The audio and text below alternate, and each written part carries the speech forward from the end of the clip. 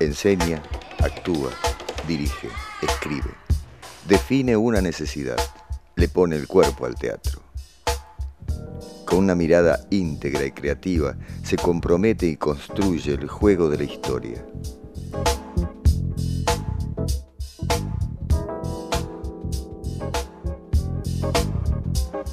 Yo me defino más bien como un hombre de teatro. No me gusta la palabra teatrista tampoco porque está muy connotada a esta altura. ¿Viste? Levantamos la bandera, somos teatristas. No, yo no soy teatrista. O sea, yo soy un tipo que hago teatro. Y dentro de eso, o sea, me interesa en algún momento despuntar el vicio de actuar. En general me dedico mucho más, desde hace muchos años, a la dirección. Y también me gusta escribir. Las tres, pero van apareciendo de acuerdo con las distintas necesidades. Pero creo que tiene más que ver con eso, soy un hombre de teatro, o sea, también la docencia me gusta enseñar teatro. Meche, agregá vos.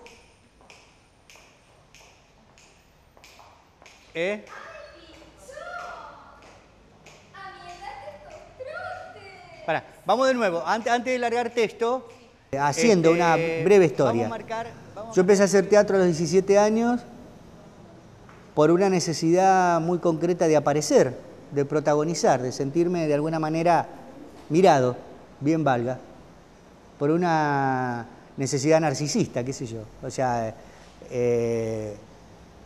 y porque eso sería lo más inconsciente. Hay otro aspecto que tiene que ver con el poner el cuerpo. Me parece que el teatro es un lenguaje integral donde el aparato creador sos vos mismo. O sea, bueno, el canto también tiene lo suyo, pero en general las otras artes, ya hablo de la plástica, por ejemplo, o sea, el objeto está afuera de vos. Es una producción que vos, bueno, la ponés afuera, en tanto y en cuanto que me parece que en el plano de lo actoral, en primera instancia, que fue por donde empecé, la cuestión tiene más que ver con un compromiso que es inevitable, o sea, y es pulsional, es porque, bueno, lo haces porque no podés dejar de hacerlo. Vayan componiendo de manera exterior, desde lo corporal, los personajes, de Juanita, la madame, el pibe, el chogorra. Yo tengo toda una primera etapa de 10 años donde laburo como actor exclusivamente.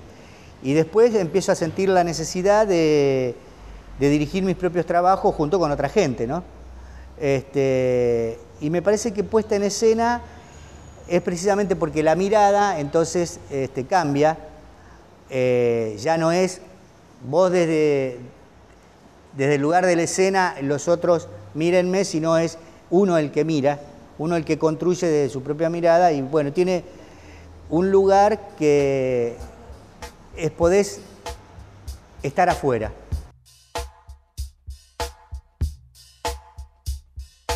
El artista en su tiempo lo que demuestra, o lo que muestra, no demuestra, lo que muestra de alguna forma son las enfermedades de su tiempo.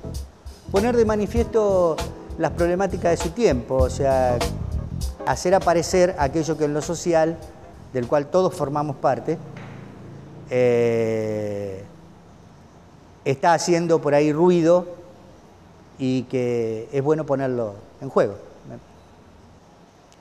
Yo creo que he atravesado diferentes épocas donde creo que estaba en la postura, cuando era más chico, bueno, no, si hay que romper todo, no importa, el que está del otro lado no importa, si entiende bien y si no también, no hay problema, vayamos a ir al frente directamente, por eso vanguardia, a la ruptura más allá de la posibilidad de comprensión del espectador. Y me parece que poco a poco, al menos en mí, se fue dando seguir desde la experimentación, que implica al menos el deseo de que el otro entienda parte de lo que a vos te preocupa, y más allá de que lo comparta o no. Por eso las formas de decirlo son diversas. Entre otras cosas, también hacer teatro implica buscar desde algún lugar la aceptación del otro. Creo que cuando uno hace un material, lo que intenta es comunicarse con el otro desde desde su propio lugar. El teatro puede realizarse en un espacio vacío y desde ahí, punto, ya está. No se necesitan luces, no se necesita vestuario. La palabra está presente siempre, aunque no esté manifestada en un parlamento, dado que precisamente, insisto, el espectador es el que construye, o sea, y construye desde palabras sus propias imágenes.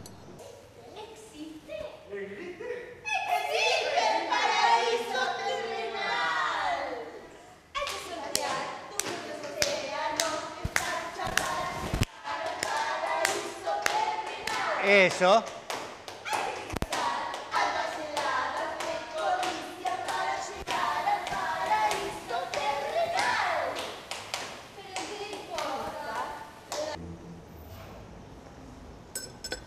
La escuela, yo creo que antes que nada, me parece que lo más importante es que es un lugar de circulación. Pero creo que lo fundamental que da es la alternativa de vincularse con otros que también le interesa eso. Y entre todos, junto con los profesores, y que lo hay de muy buen nivel, poder elaborar y, tal como vos decís, proyectarse en otro sentido. Sí, a través de diferentes materias, como puede ser preparación del actor, dirección de puesta. Hay trabajos internos que después directamente se continúan realizando, ya circulando más directamente, al menos dentro de la ciudad o en el interior. Pero primero, pero arranquemos primero. Podemos expresarnos, y subrayo la palabra expresarnos, a través del teatro, que no es para una élite. De ahí en más, la decisión de ser artista, si vos llegarás a un nivel de calidad y demás, y si los productos, bueno, eso ya depende de decisiones de vida que pasan por otro lugar, me parece. Mis relaciones con mis mujeres han tenido mucho que ver con el teatro. Sí. Mi primera mujer, mi actual mujer, amigas, o sea, eso en el sentido de lo afectivo personal.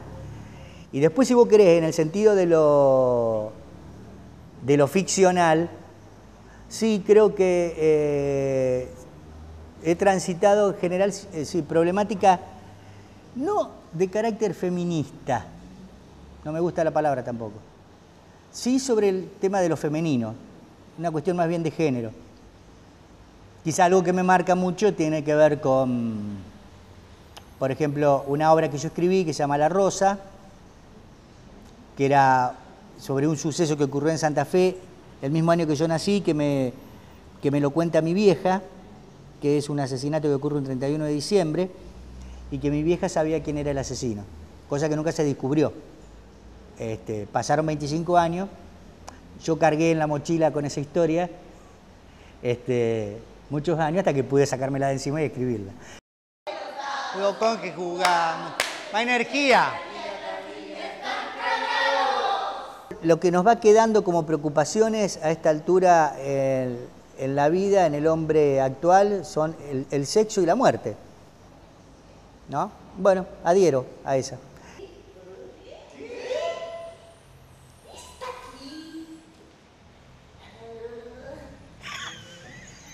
Volvé. En mi caso, no, creo que lo que puedo esperar trato de realizarlo acá, ahora, en esta vida. Después, qué sé yo, que me tocará en la próxima vida, vaya a saber, y aparte sobrevendrá el olvido, no voy a saber que voy a tener una vida anterior, o sea que... ¿Se entiende lo que te quiero decir, no? O sea, ¿qué karma cargaré en la próxima? No sé, pero... No hay una cuestión de espera...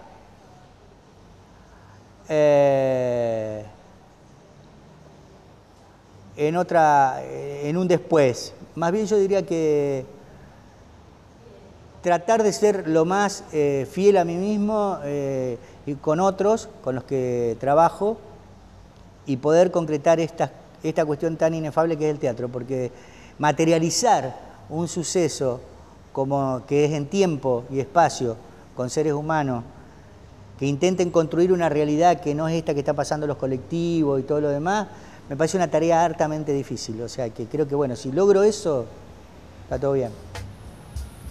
Julio Belzer, siempre, proyecta en sus trabajos una forma de decir que es fuente y es vida. Acepta el desafío de los cambios, marcando su fidelidad a sí mismo, surgiendo y continuando el logro de hacer lo propio y para todos.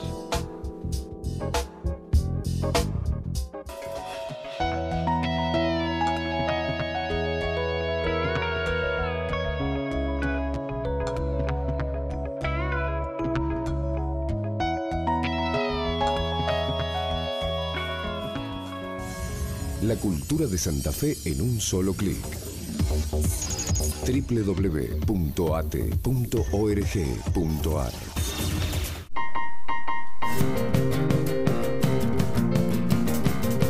Estudia cine en el Instituto Superior de Cine y Artes Audiovisuales de Santa Fe.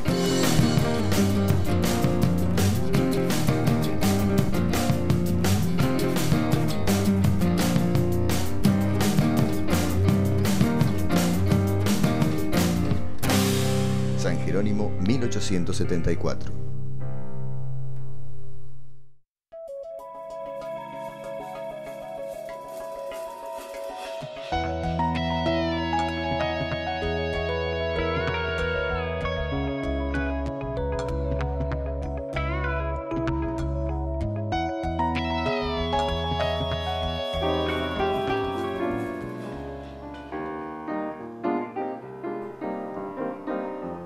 Escuchar a Francisco Lugolo es oír una conversación amiga entre el músico y su piano. Sus manos construyen melodías y nos contactan con su herencia, con otros tiempos y otros años. Blues, jazz, la música juega entre lo interno y lo externo, lo propio y personal, comulgan con lo posible y la calidez.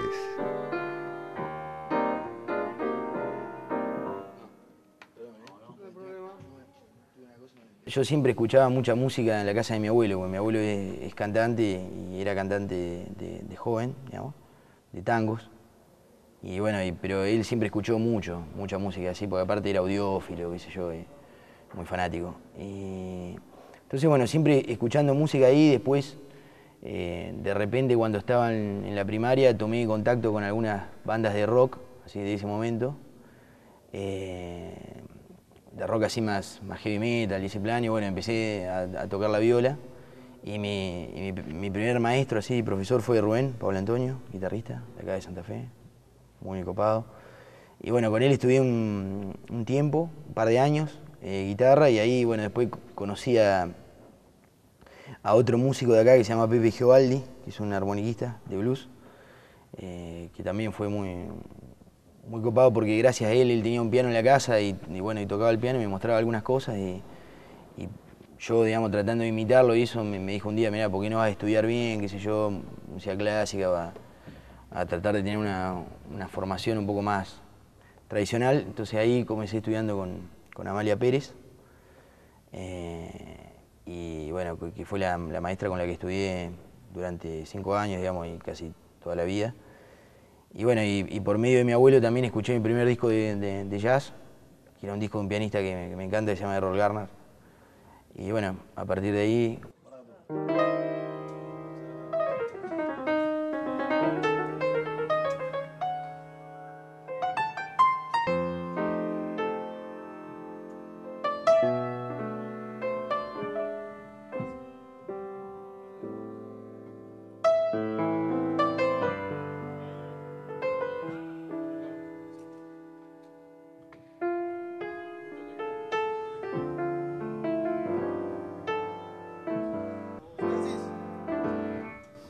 Hasta 5 y dale nomás. Dale. Bueno. No, está un negrito, Dale. ¿Ah? Las patas. Te doy diciendo señal. 1, 2, 5. Hay como muchas opiniones al respecto, digamos, de diferentes músicos que por ahí ven al piano como un instrumento bastante externo, que a diferencia de otros instrumentos por ahí que no sé, como los instrumentos de viento, como la guitarra, qué sé yo, que por ahí, por una cuestión también propia del instrumento en sí, por ahí forman comulgan mejor con el instrumentista, o sea, como que viste, la guitarra como que la tenía apoyada, el saxofón y la trompeta son una extensión, digamos, de uno, y el piano es más como un instrumento que está ahí separado, como un mueble, como una cosa un poco más, como que genera una cosa así como que hay que dominar de alguna forma. Y aparte, lo que tiene el instrumento, me parece que tiene siempre la relación con el instrumento, una relación también complicada, como decía un colega así, y amigo, que es como todas las relaciones, ¿no? Bastante compleja, y una relación de un poco de amor y odio, así, ¿no? Es bastante parecido, así, a las relaciones personales. Es como varios instrumentos en sí mismos, digamos, por algo la gente que se dedica a la composición y la mayoría de los compositores y la mayoría de los músicos en general que no son pianistas tocan el piano o tienen que estudiar piano en algún momento, aunque sea de manera complementaria, porque es un instrumento en el que están insertos casi todos los instrumentos, digamos, un instrumento que tiene todo el registro de todos los instrumentos, en el cual hay millones de posibilidades orquestales y de hacer diferentes planos que por ahí otros instrumentos no permiten, digamos. La única excepción sería la guitarra, pero la guitarra por ahí tiene un poco más de límites, de rango y otras cosas que el piano. Y el piano por ahí lo que a veces no tiene, digamos, pero que grandes intérpretes lo pueden lograr, es como esa cierta calidez o cuestión parecida a la voz humana que tienen los instrumentos de viento. Que eso por ahí es algo que es bastante envidiable, ¿no? Por parte de los pianistas o de otros instrumentistas que no son instrumentistas de viento o violinistas o lo que sea, pero es un instrumento, digamos, que eso me parece que es como el instrumento que más posibilidades tiene, y nada, eso es un poco, es muy, ¿cómo podemos decir?, estimulante y aterrador también, porque hay millones de cosas para hacer.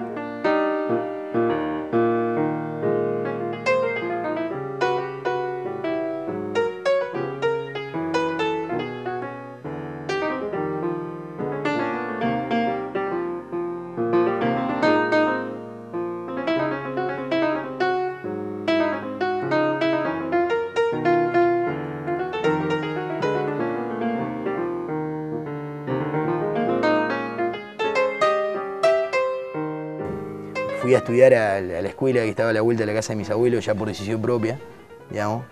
Y bueno, y ahí conocí a músicos increíbles y a mucha gente muy copada. Y bueno, y ahí, como que primero empecé estudiando música clásica, como que medio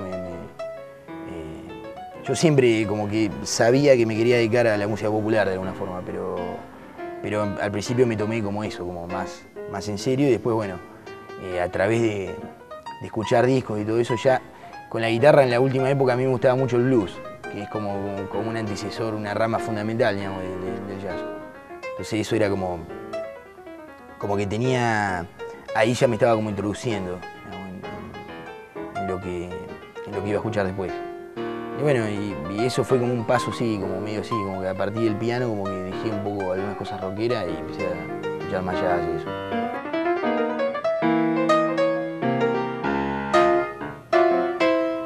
Ingresé, digamos, por medio de una beca que gané porque me iba a ir a estudiar a Boston, qué sé yo, pero primero hice una parte acá como pensando que me iba a ir, después no me fui a Boston. Ingresé en la Escuela de Música Contemporánea de Buenos Aires, que en ese momento pertenecía, era como una sucursal más o menos de Berkeley, de la escuela donde yo iba a ir a Boston. Y ahí conocí, digamos, a Ernesto Jodos, que fue mi maestro principal y que yo lo considero en la cuestión jazzística y creativa, como nada, para mí es como uno de los músicos más grandes que hay en este país, digamos, o el más grande en ese campo.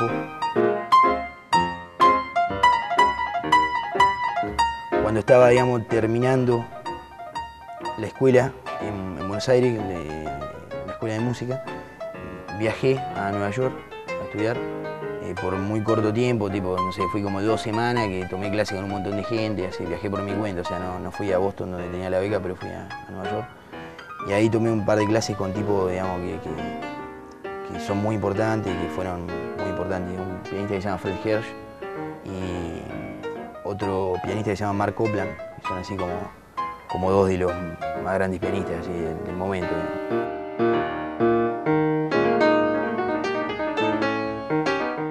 Yo, si bien igual ese viaje que hice a Nueva York fui acompañado de mi viejo, digamos, que fue conmigo, porque yo si no aparte no hubiera entendido nada en esa época. Ahora entiendo muy poco, pero en esa época no entendían nada de inglés y era como, nada, caer a esa ciudad de repente, como de Santa Fe ahí, es como, viste, ¿qué hago acá? Bastante intimidante. Pero no, me gustó mucho, fue muy copado. Y gracias a mi viejo que me pudo acompañar y todo, siempre mi familia me acompañó mucho, ¿sí? Bueno, mis abuelos, mi vieja. Como meta me gustaría tratar de encontrar dentro del lenguaje jazzístico, digamos, que es lo que más me gusta y cada vez como que voy, bueno, los gustos se van aclarando y lo que uno quiere se va haciendo un poco más claro. Me gustaría tratar de encontrar de alguna forma un sonido o una forma de tocar que sea más o menos personal, digamos.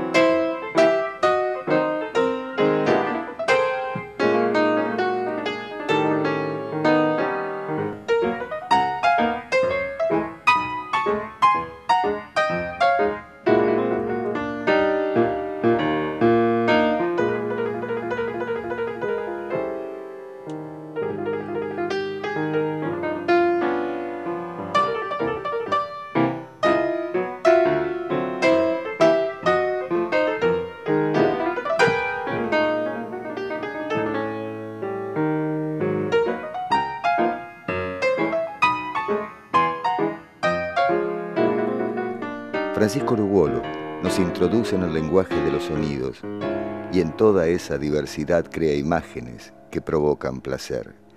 El piano se domina para que el orden y el desorden nos cuenten un todo estimulante, diferente y contemporáneo.